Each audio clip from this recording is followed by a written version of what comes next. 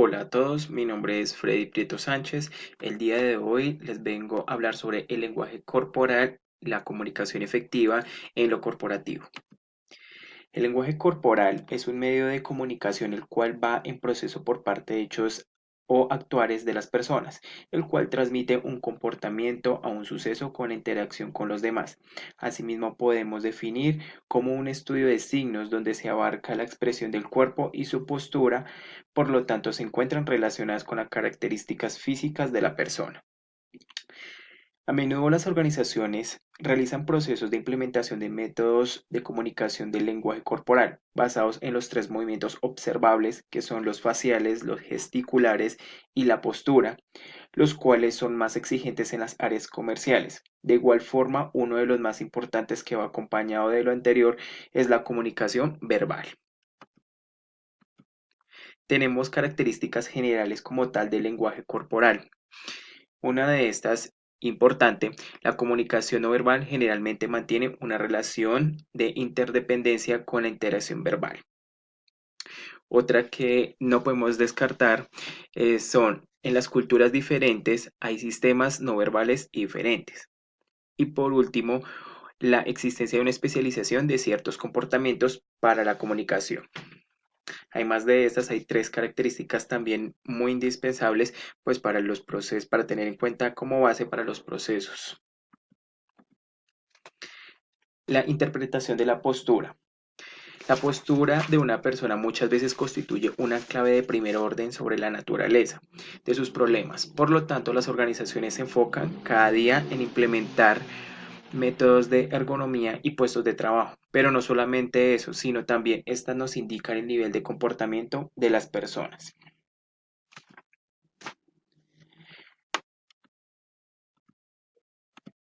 Los psicólogos que se han hecho estudios sobre la postura analizan y según ellos revelan que acerca de los sentimientos de los individuos con respecto a las personas que los rodean. Entonces muchas veces las posturas y la expresión del cuerpo hacen que nosotros expresemos más de la cuenta nuestras emociones y sentimientos. La comunicación de los sentidos en nuestra piel es comúnmente un fiel reflejo de nuestras emociones. Posee una clase especial de proximidad, puesto que cuando la persona toca a la otra, la experiencia es totalmente inevitablemente mutua. Los movimientos corporales.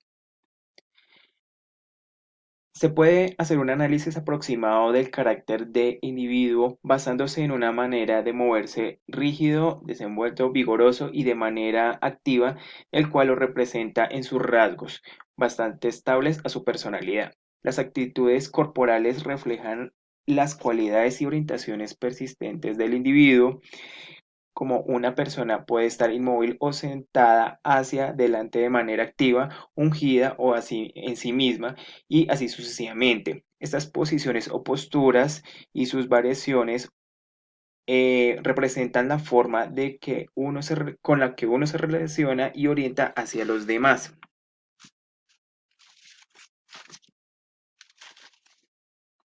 Los conjuntos de los gestos. Uno de los errores más graves que puede cometer una persona, y más si está comenzando en la área del profesionalismo, en el lenguaje del cuerpo, es interpretar un gesto aislado de otros o de las circunstancias.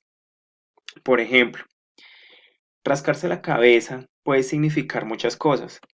Puede ser para muchas personas caspas, piojos, sudor, pero para algunas personas ya profesionales en la rama de recursos humanos, psicólogos, entre otras carreras, puede generar inseguridad, olvido o mentira o una confusión.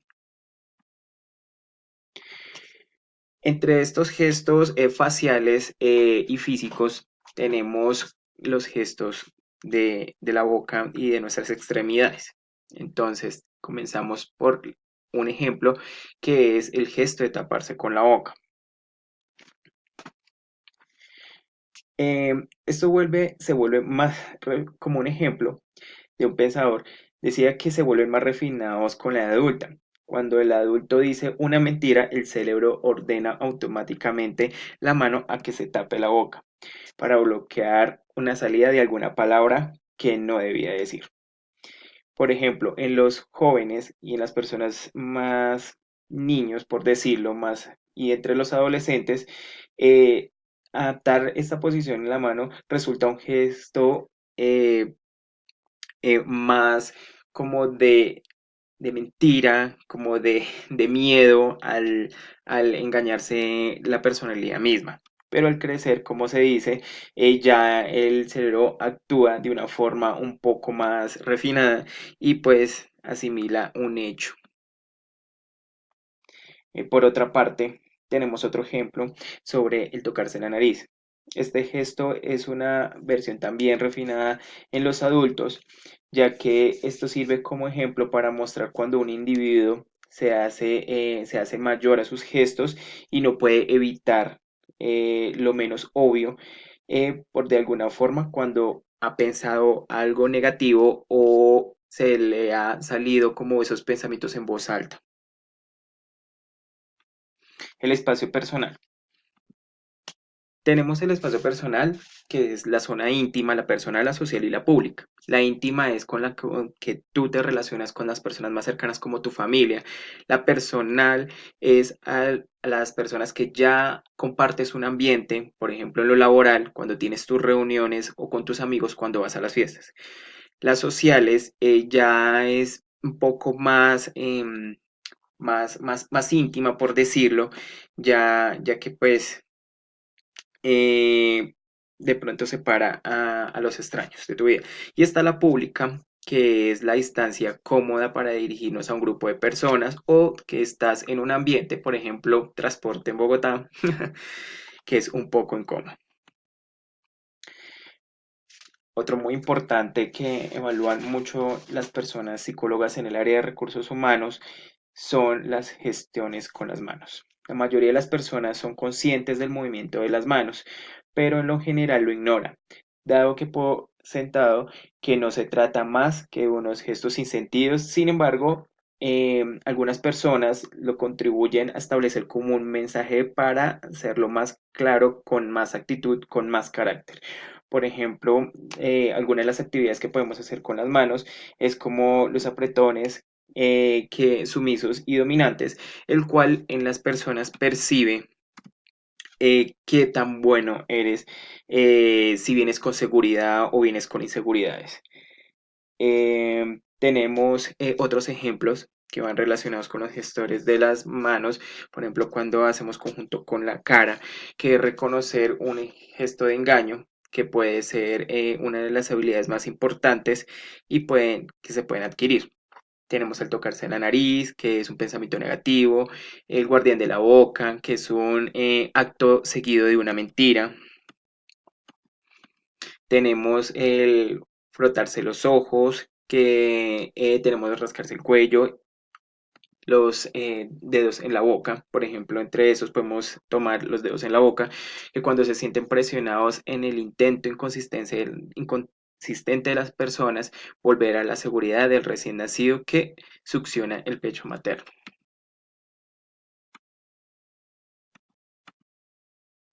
Tenemos las de los brazos que reflejan mucha actitud, en otros se entiende por un cuerpo expuesto, otros por disimular acciones.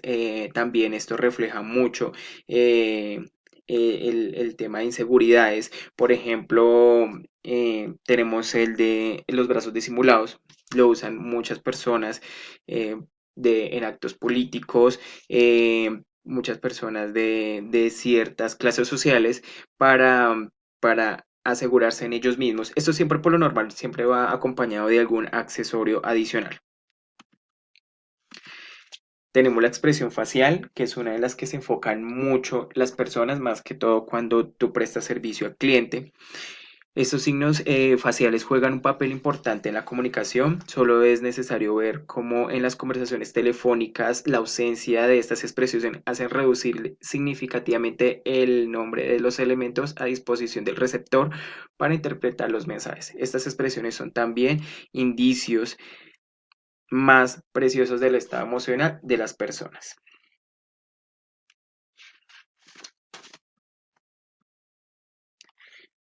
Tenemos otra muy importante que son las señales con los ojos. En las mismas condiciones de luminosidad de las pupilas se dilatan o se contraen según las actitudes de las personas. Cuando alguien está muy entusiasta, las pupilas se dilatan hasta tener 4 veces el tamaño normal. Pero cuando alguien está de mal humor, enojado y tiene una actitud negativa, las pupilas se contraen y los ojos usan mucho en la y los ojos se utilizan mucho en la conquista. Como estos ejemplos en la parte facial tenemos mucho las miradas que son de negocios, tenemos las miradas sociales, las miradas que intimidan y las miradas de reojo, que son las amorosas. La comunicación efectiva. Gracias a la comunicación no verbal, entonces va de la mano mucho con la efectiva, que ya es el conjunto de la mezcla con la comunicación verbal. En las organizaciones es necesario que los trabajadores cuenten con los conocimientos técnicos requeridos y las habilidades personales y sociales que les permitan desenvolverse con éxito en el desempeño de sus funciones y que permitan mantener las relaciones efectivas con los compañeros, superiores, subordinados, clientes y proveedores. Tenemos las definiciones de habilidad personal y social. Las habilidades innatas, estas las podemos definir como la actitud aceptada, que es la de considerar las habilidades que surgen de la interacción entre las características genéticas de un ambiente en la que se desarrolla la persona. Tenemos las aprendidas, que son aquellas que se derivan de la experiencia de la persona con el medio en que vive a medida que va creciendo. Tenemos las habilidades sociales y de interés laboral, que son la iniciativa, la comunicación, la empatía, la capacidad de trabajo, la flexibilidad, la acertabilidad y otras muchas más que según las organizaciones las van implementando. Tenemos el ciclo de las habilidades personales y sociales, que las personas cuando aprendemos y las exponemos ante un medio social, ahí definimos si son aceptadas o no. Por ejemplo, el confundir a las personas cuando son un poco groseras y su grupo social no lo acepta. Pero entonces, si son aceptadas, sus palabras, sus acciones, todo, facilita la interacción con los demás y esta persona se retroalimenta con su personalidad.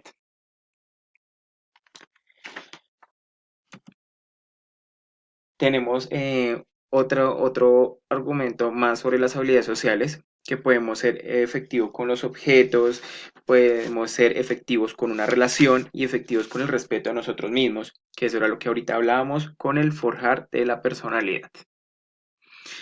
De estas habilidades tenemos las características, tenemos las conductas aprendidas, que se manifiestan en situaciones sociales socialmente aceptadas y se orientan a obtener refuerzos, facilitan la consecución de los objetos y no se dañan y vuelve y se repite a medida de que las personas aprendemos mucho más en nuestro entorno.